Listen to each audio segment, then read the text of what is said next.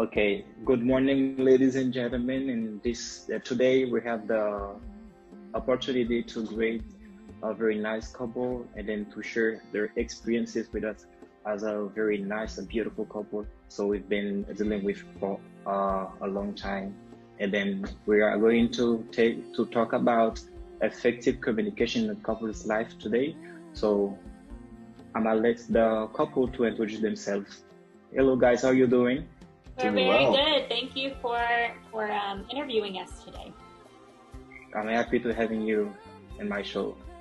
So I'm Hunter Kittrell, and this is my wife, Jillian. I am a photographer, a wedding photographer here in Northeast Tennessee. I'll let you introduce yourself. And my name is Jillian. I am the executive director for Emmaus House, which is an organization in Haiti that helps orphaned youth transition into independence. And before I did that, my background is in both psychology and special education. Okay, all right. Thank you. So we've had Thank you for introducing yourself. Yes. I'm sorry, what did you say? I said we've been married for almost 13 years, so we've had to communicate. 13 years. Oh, wow, good. 13 years. Do you have kids? How many kids do you have? We have 4 kids. So 4 kids, nice. And we probably will touch on it later, but we did live in Haiti, in Cap-Haïtien, Haiti, for 7 years. And while there, we adopted 2, and we gave birth to our 3rd. And so we've got 2 we've got a 14-year-old, a 12-year-old, a 6-year-old, and then 2 years ago we had our youngest child here in the States, here in Tennessee. Okay, very nice. God bless your family. Thank you. Okay, as I said, today we are going to talk about how communication is benefit in a couple's life. Because we can even understand that most people have never learned how to communicate. But without having this skill, a person is handicapped in an intimate relationship. Without being able to express themselves and listen to each other, partners cannot achieve intimacy. By developing our communication skills, our partner, you and your partner, will be able to establish and preserve a loving and respectful relationship. You believe in that? Yes, that's so true. Okay. From that, what does the word communication mean to you guys? Well, I think for communication, there's a lot of different types of communication, of course, and not just the verbal part, but also the body language and things like that. But especially when talking about those verbal communication with each other, just being able to talk, being able to share your feelings openly. Not keeping secrets with one another. I think that's a really big part of having a successful relationship, is being able to communicate and share when you're feeling pain or feeling stress or even just happiness. Being able to share those things with each other is a really good communication piece. Mm-hmm. Okay, do you experience that in your couple's life? All the time? We try our best. We'll put it that way. That's nice. Even though we've been married for 13 years, I think we can say we're not perfect communicators. Yeah, that's life. That's life. We have to do that with each other. Congratulations. You'll be better day by day. Okay? So the purpose of communication, sometimes one of the biggest problem in communicating is that most couples have a basic misconception of what the purpose of communication is. Most approach talking with a partner as a debate in which each presents a preconceived version of the reality of what is going on between 2 partners. Sometimes they don't even understand what is going on between each other. So what is the purpose of your communication that is like, guys? Do you always have a specific goals, or you communicate all the time?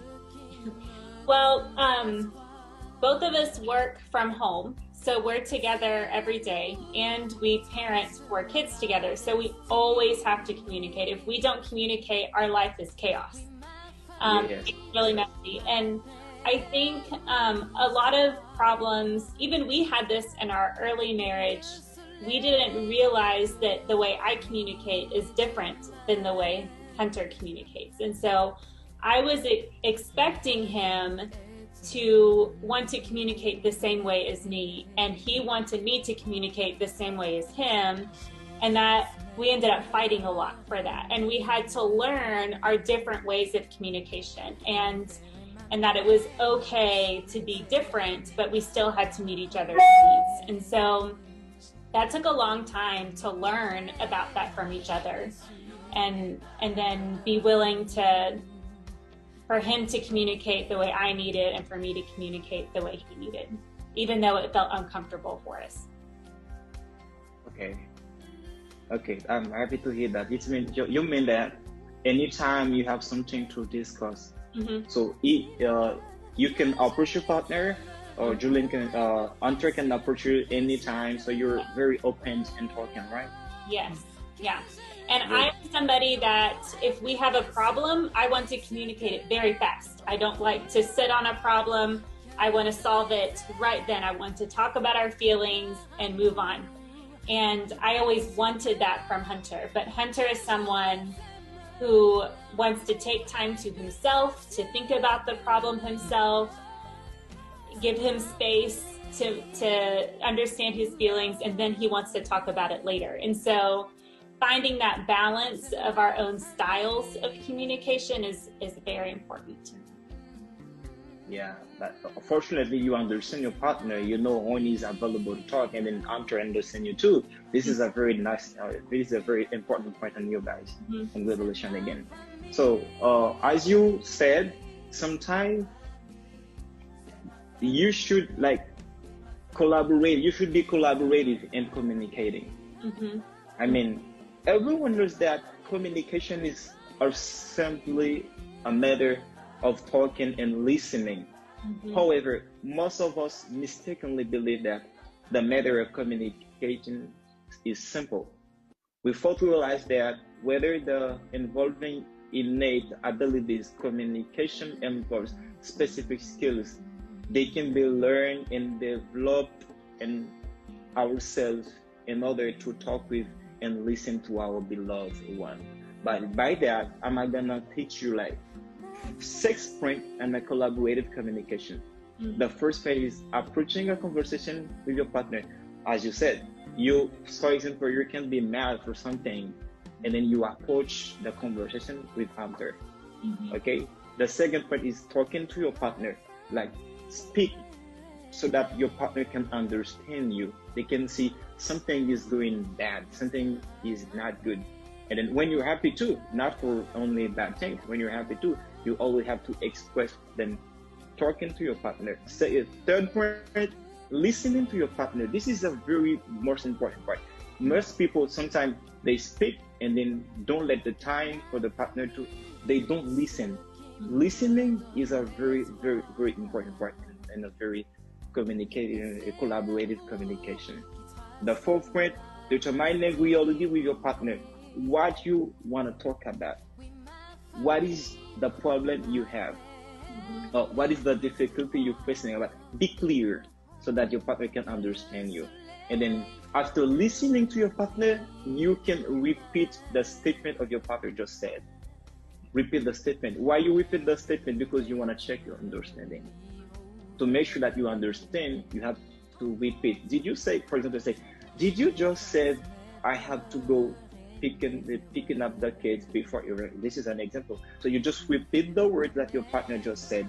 And then the sixth point is ask questions. If you don't understand, don't judge, ask questions to check on your understanding. So how do you guys collaborate with each other in your communications? It's a big question. It is a big question. A lot of points there. Yeah, no, I really like the idea of the mirroring, like you said, with repeating some of the words back to what she said to help her understand that I was paying attention. And the way that our minds work. Like she was saying, you know, she wants to get quick to the point. And a lot of times my mind, I've got a lot of other things going on and it's hard for me to focus in on something. So, you know, being able to show her that I'm paying attention, that I'm listening, and fully understanding, you know, asking questions, as you said, that's a great point. Asking questions, trying to dive deeper into what she's saying so that she knows that I'm paying attention. Because I tell you what, another really good collaboration is putting your phone down. Yeah. To the side. As we're talking right now, I hear my phone vibrating off to the side on a table over there, and I keep wanting to turn to look and see who it is, but I want to focus on the conversation. Yes. You know, good communication means you put your phone away while you're talking. Yeah. And I think most of us struggle with that, that aspect. Most of the time, we also need to put ourselves in our partner's shoes to understand. Yes. Yeah. So, did you know that there is love in communication? Yeah, there is always love, because communication should bring you and your partner closer to each other. It should not be used to break it out. Then the communication should use to break down the barriers that keep you apart, not to build a fortification between you, because, you know, love is patient, emotions, feelings, and acceptance. And then if there is no emotion, feeling, and acceptance in the communication, there is no love. That's why I said there is love in communication. So what do you love the most in each other? What do you love about me? This is not the first time I've had this question, and wow. But I've always come back to, and sometimes the question is not from other people, it's from her. And she wants to. I want him to tell me. I want him to communicate why he loves me. And usually it comes back to kind of the same thing, and it's been pretty much the same answer from the beginning of our relationship. Is that one of the best ways that she shows love, and one of her strengths in showing love, is just how she takes care of me. You know, how she puts the needs of me and the needs of our children too ahead of her own so often.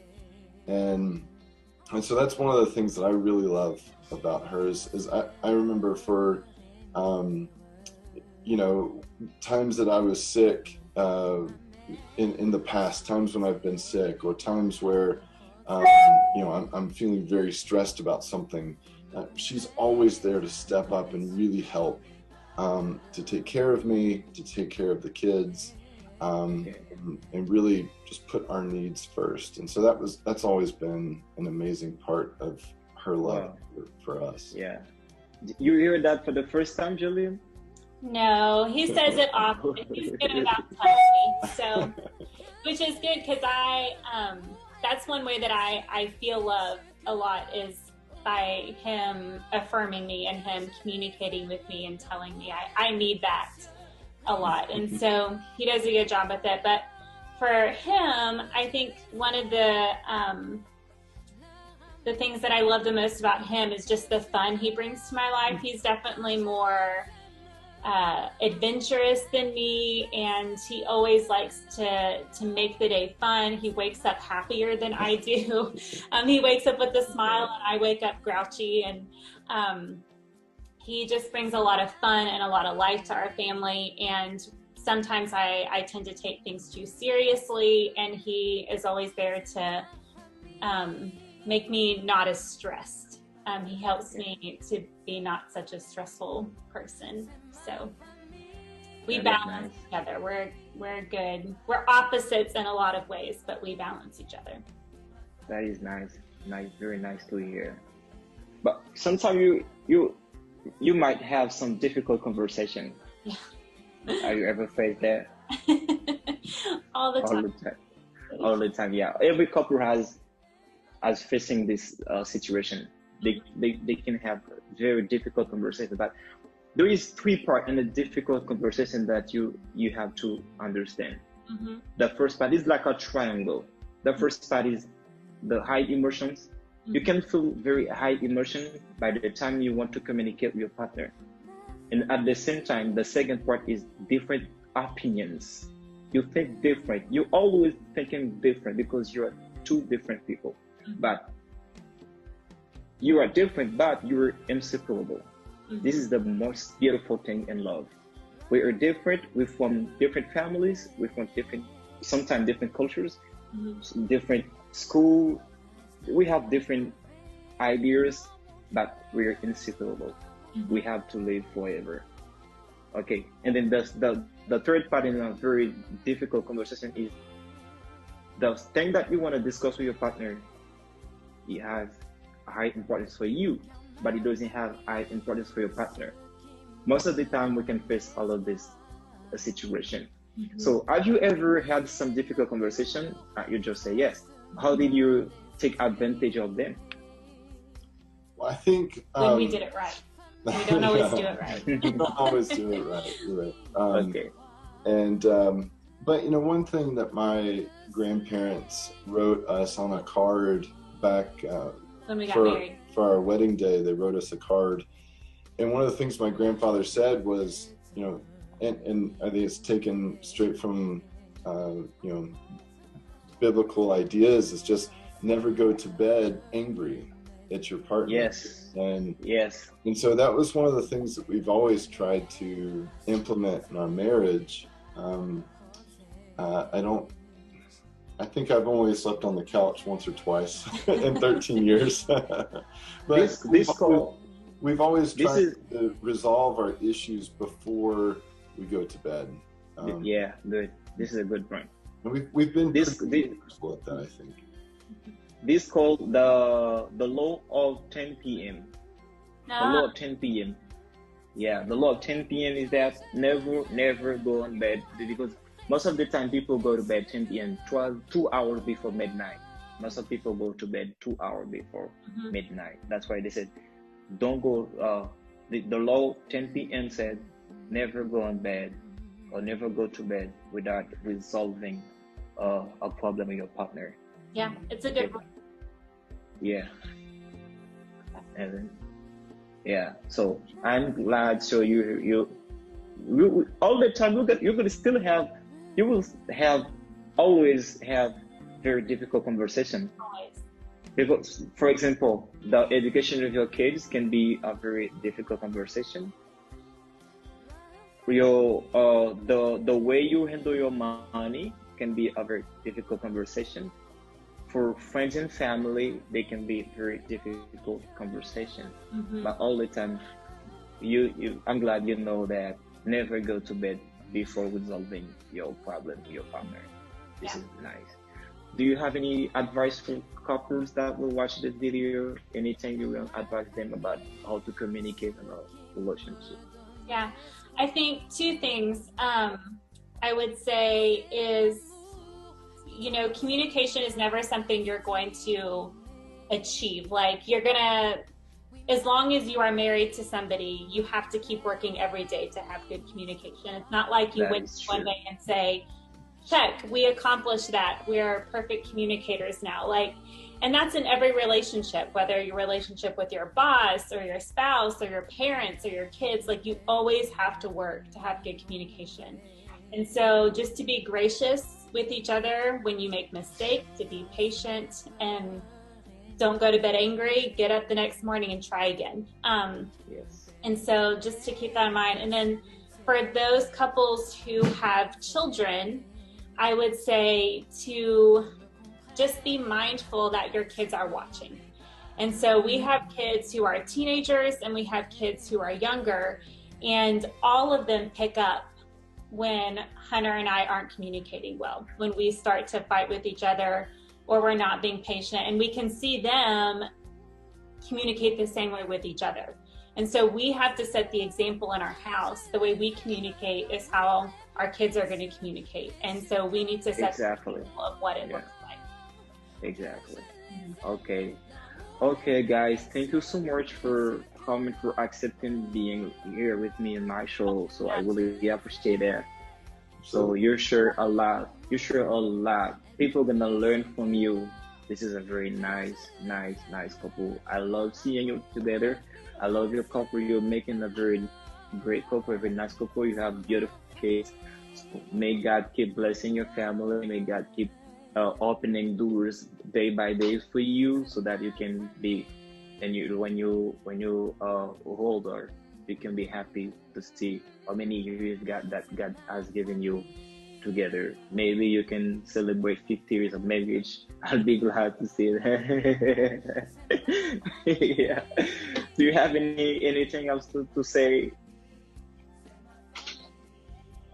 I don't think so. I'm good to go. Thank you for having us. Absolutely. For sure. Anytime. Thank you. Thank you so much. Bye-bye. Bye.